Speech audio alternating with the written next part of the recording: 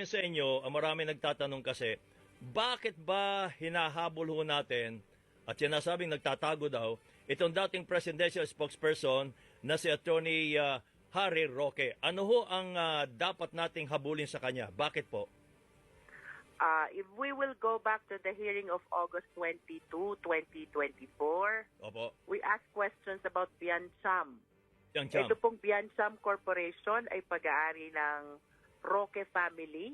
Okay. At ito po ang may-ari ng property sa Tuba, Benguet, kung saan nahuli ang Chinese national who happened to be an IT employee of Lucky South 99.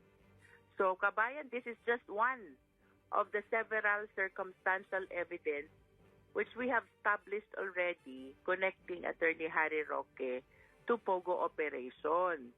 And then during the interpellation, we asked him about the audited financial statement of Biancham. Opo. Before 2016, 125,000 lang ang current assets. But in 2018, that was when EO13 was issued, 2017, na utay-utay nang dumami ang Pogo, it rose to 65 million. Mhm.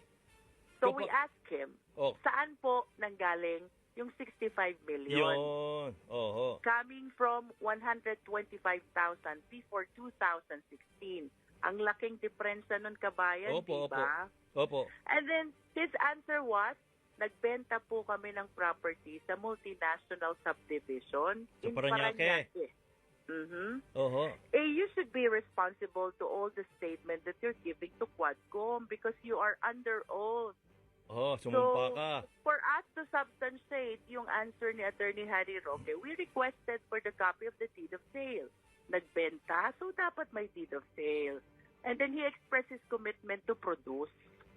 And then we also discovered another document. This is the General Information Sheet. We call it GIS, Biancham Corporation pa rin, no?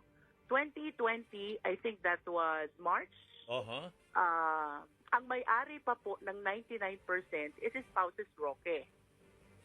And then come October 2020 also, the 99% was transferred to Attorney Percival Ortega. And then I asked, ano po ang naging mode of transfer? Paano po napalipat? Was it a deed of sale? Was it a donation? And then his answer was trust agreement. So again, to substantiate his answer, we requested for a copy of the trust agreement. Okay. And he expressed his commitment again to produce the document.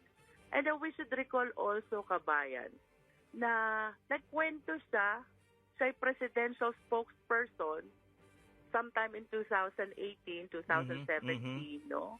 And he even expressed na as a government employee, very limited ang income niya. Okay. So we asked for his SALN. SALN, okay. And he expressed his commitment again to produce the SALN. We also asked for his ITR, income tax return. Both of Biancham and the Spouses Roque. Okay. And then he committed also to produce. Hindi naman pwede, kabayan, na you will be stating a lot of narrations during the committee hearing. Nang And walang then if you are dokumento. prompted to produce the document, Yun. bigla kang magmo-motion to quash. Oho. Diba? Anong ibig sabihin ho natin pag nag-motion to quash sa congresswoman? Pinapawalang bisa po niya yung subpoena duces tecum, which is the order of the Quadcom for him to produce all these documents. Yun lang naman hiningin natin, mga dokumento ho, patunay sa mga sinasabi niya. Yes, kabayan. Oo. And Ba't meron pa relation siyang